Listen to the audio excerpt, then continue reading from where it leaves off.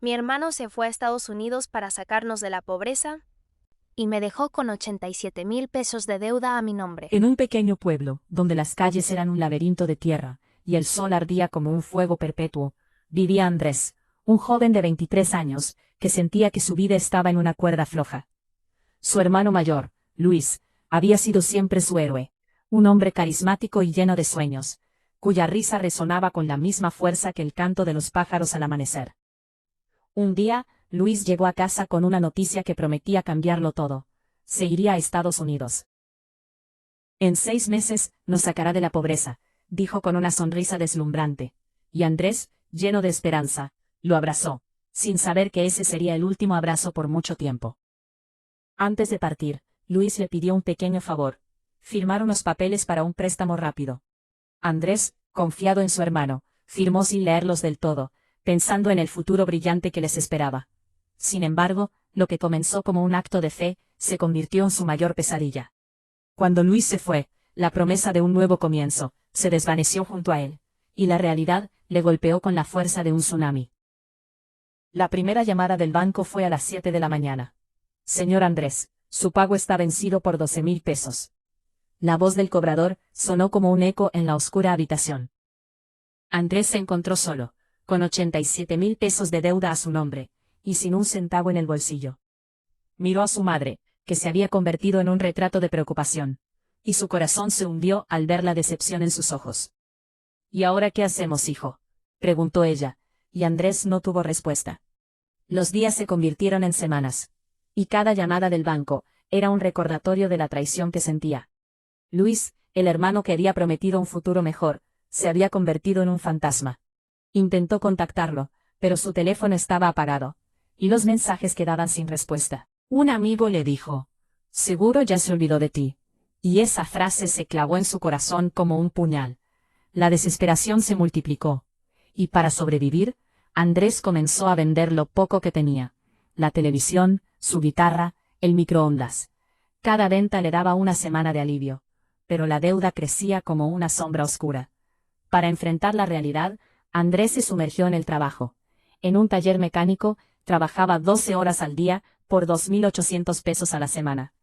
Pero sus esfuerzos parecían en vano. La presión se acumulaba, y su madre comenzó a enfermarse. Una noche, ella le sugirió mudarse a un cuarto, pero Andrés no podía dejarla en la miseria. Entonces, decidió buscar 3 trabajos al mismo tiempo. Repartía comida en moto, limpiaba un gimnasio, y cuidaba un estacionamiento de 11 p.m. a 6 a.m. Dormía apenas 4 horas al día, y cada peso que ganaba iba directo al banco. Los cobradores venían a la casa, burlándose de su situación, y Andrés les respondía con determinación: «Les pagaré, aunque me tarde años». Sin embargo, un día llegó una carta del banco, que le pedía 25,000 pesos en 15 días o enfrentar una demanda. Sentado en la banqueta, la desesperación lo inundó. Pero en medio de esa oscuridad, vio a un hombre vendiendo tamales. Un rayo de luz iluminó su mente. Si no podía pagar con un sueldo, tendría que crear su propio ingreso.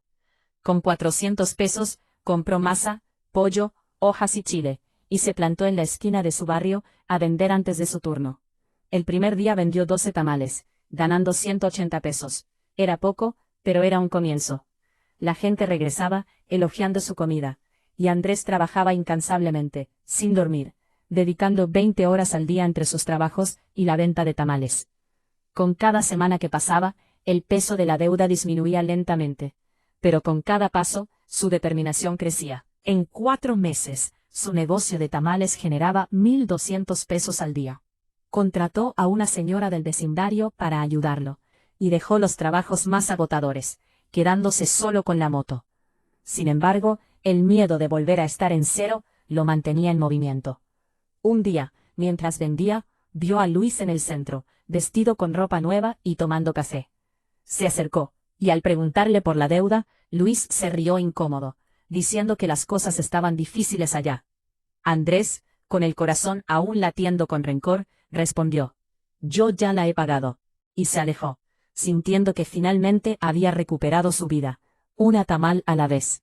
En una calurosa tarde de verano, las calles de la ciudad vibraban con el bullicio habitual.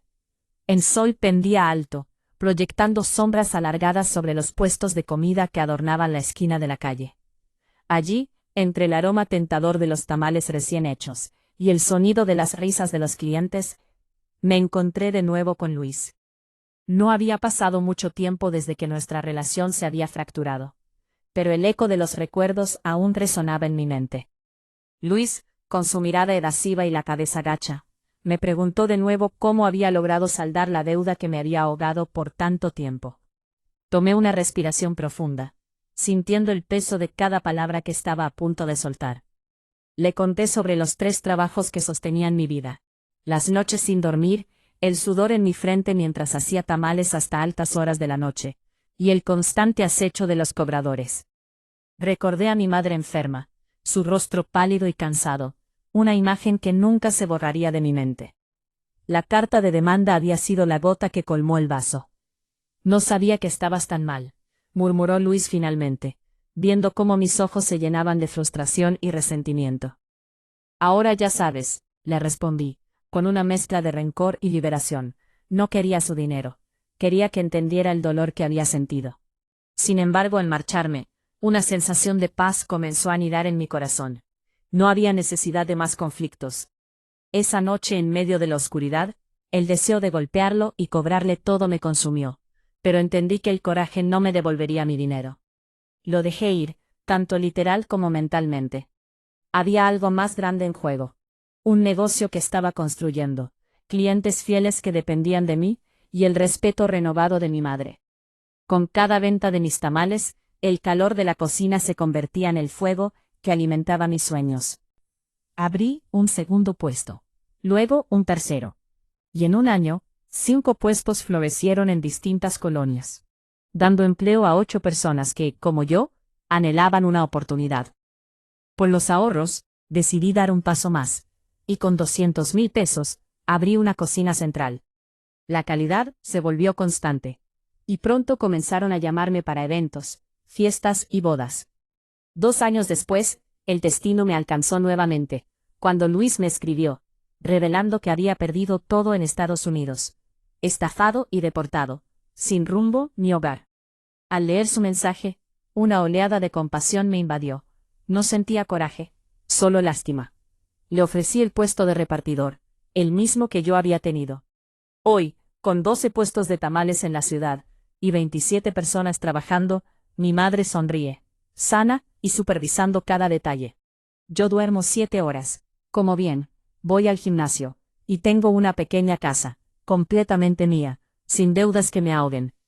Cuando la gente me pregunta si guardo rencor, la respuesta es no. Lo que Luis me hizo se convirtió en el impulso que necesitaba, para descubrir mi potencial. A veces, la traición es el empujón necesario, para despertar de un letargo. Hubo noches en las que quise rendirme, pero el recuerdo de mi madre durmiendo en el suelo, me mantuvo en movimiento. Aprendí que cuando solo te tienes a ti mismo, te vuelves imparable. Si estás enfrentando una carga que no te pertenece, escúchame bien. No esperes que nadie te salve. Usa tu coraje, tu rabia, tu impotencia y conviértelo en gasolina para propulsarte. Hoy, al pasar por el banco donde pagué la deuda, no siento más que gratitud hacia el joven flaco que entraba con 500 pesos, dándole las gracias por no rendirse. Mi hermano me dejó con toda la deuda, pero sin querer, me dejó algo más grande: mi vida. Así que si tú también estás llevando una carga pesada, recuerda esto: no es el final, es el inicio, y depende de ti si te hundes o si construyes algo más grande desde ahí.